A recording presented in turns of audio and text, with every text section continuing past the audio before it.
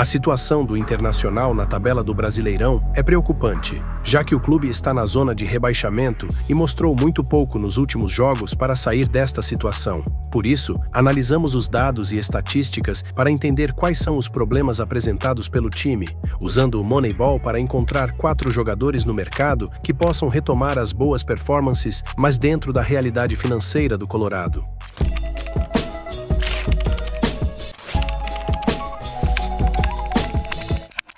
No começo da temporada, muitos enxergavam o Internacional de Roger Machado com grandes expectativas, já que o desempenho na reta final do ano passado havia sido impressionante. Quando o treinador assumiu o comando, em julho de 24, o clube ocupava a 13ª posição, apenas a 4 pontos da zona de rebaixamento. É fato que naquele momento, eles haviam disputado menos partidas do que os adversários, pelos graves problemas sofridos pelas enchentes no Rio Grande do Sul, o que torna ainda mais impactante a arrancada na tabela, terminando a competição na 5ª colocação, com vaga garantida na Copa Libertadores. Foram 13 vitórias, 8 empates e 5 derrotas em 26 jogos, com média de mais de 60% de aproveitamento. No Gauchão, esses números ficaram ainda melhores, motivo que fez a diretoria renovar o contrato do treinador, que acabaria campeão estadual depois de 8 anos. Porém, aquele trem-bala que estava passando por cima dos outros clubes descarrilou e, de repente, o Inter se encontra em uma situação complicada.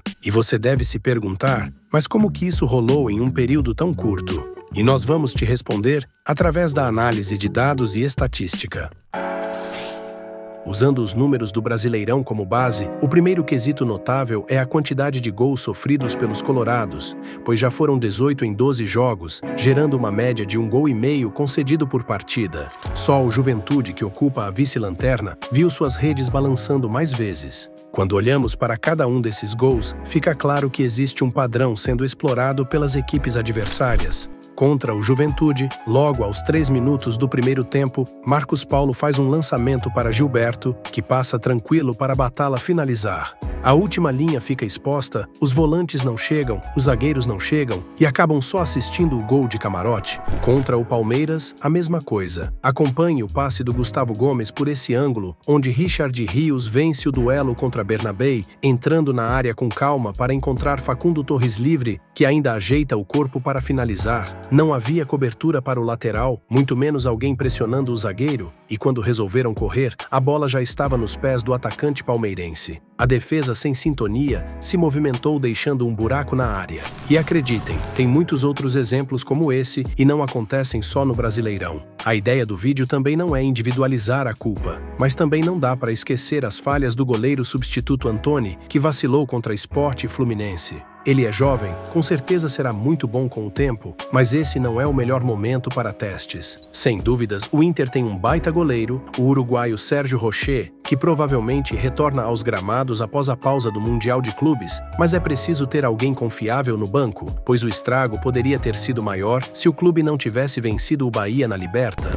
Outro problema para o Internacional são as bolas paradas e cruzamentos na área, já que são apenas o 17º em cortes por jogo. Contra o Mirassol, em pleno Beira-Rio, Reinaldo cruza sem pressão e pega a defesa mais uma vez correndo para trás, sem conseguir evitar o gol em partida que acabou empatada. 3 pontos que deveriam ser obrigação e foram perdidos em casa. Já na goleada aplicada pelo Botafogo, uma combinação dos problemas apresentados, várias bolas longas, como nesse passe do Marlon Freitas para o cuiabano, onde a última linha está isolada, sem capacidade de reagir. Em Itaquera, cruzamentos na área onde ninguém salta, apenas observam e rezam para os atacantes não marcarem. Se liga nesse último gol, marcado pelo Coronado. A zaga apenas acompanha a movimentação como se já estivesse conformada. No primeiro do Yuri, 3 jogadores não conseguiram bloquear o chute. Mas não são só aspectos negativos que compõem o futebol do Internacional, muito pelo contrário. Existem fatores bem relevantes a serem destacados, como por exemplo, a parte criativa.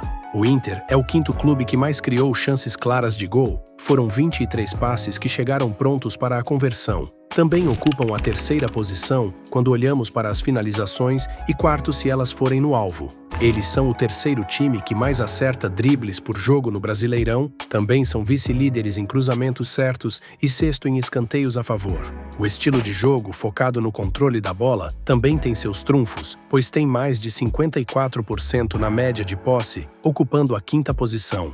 Eles são o sexto quando se fala em passes certos por jogo e quarto que acerta mais lançamentos. Mas mesmo com esse desempenho no ataque, não conseguem converter a performance em gols. Os colorados já perderam 14 chances claras, tipo essa no Grenal, onde Bernabé acerta um cruzamento perfeito para Ener Valencia, que bate fraco e sem perigo para Volpi.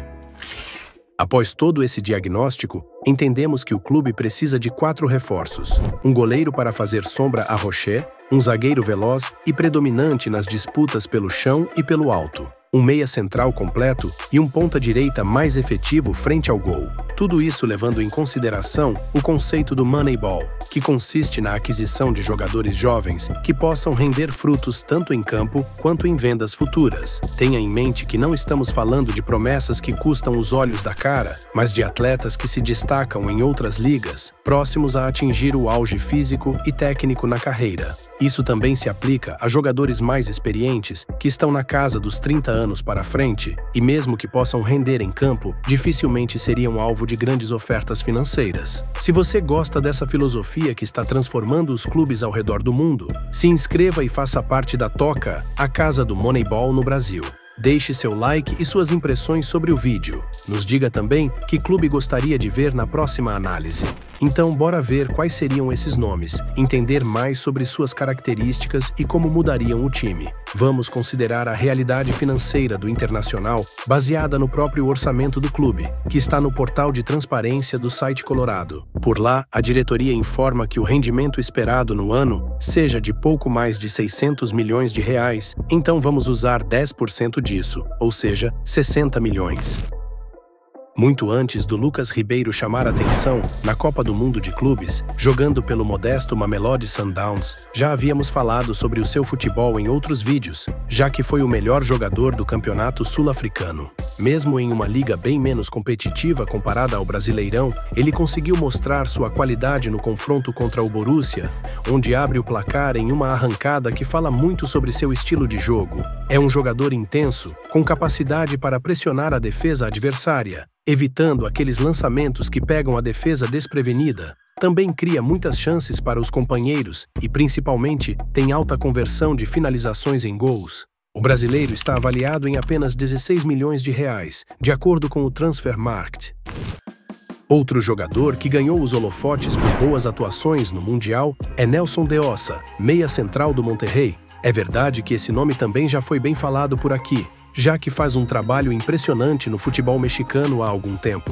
Ele é daqueles meias que esconde a bola por ter habilidade, carregando sempre em progressão ao ataque, sem deixar a recomposição defensiva de lado. Com certeza teria muito diálogo com Alan Patrick na armação, e além de ser um baita driblador, tem mais um bônus. Finaliza muito bem de fora da área. Dos 6 gols que marcou na temporada, 5 saíram de lindas patadas. Quem viu sua performance contra o River Plate sabe do que estamos falando. Ele deixou ótima impressão, sempre desafogando o time da pressão e construindo jogadas em transição. É o mais caro dessa lista, avaliado em 38 milhões de reais pelo Transfermarkt.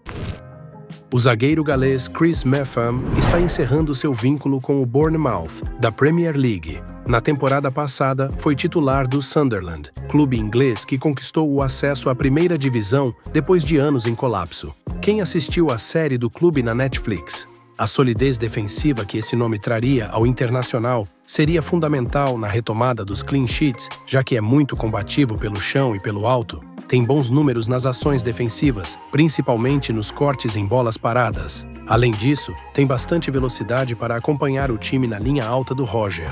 Como seu nome não está relacionado em rumores de clubes que brigam por títulos na Europa, acreditamos que seus agentes veriam com bons olhos a mudança de continente. Óbvio que existem fatores que devem ser levados em consideração, como a capacidade de adaptação, mas honestamente, se a língua inglesa for uma barreira em 2025, em um mercado que se paga milhões como o futebol, estamos perdidos.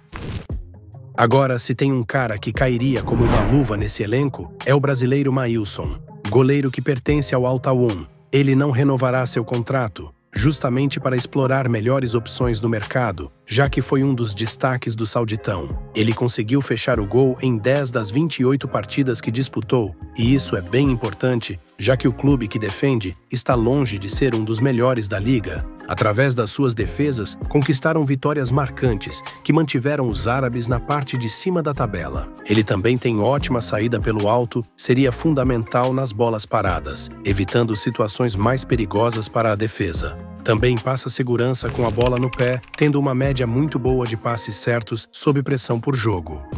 E assim, 54 milhões mais as luvas seriam investidos nessas hipotéticas contratações que mudariam completamente a situação do Inter e, ainda por cima, ajudariam muito na fase eliminatória da Libertadores e Copa do Brasil. Agora é com vocês. O que acharam das opções? Qual será o próximo clube desta nova série?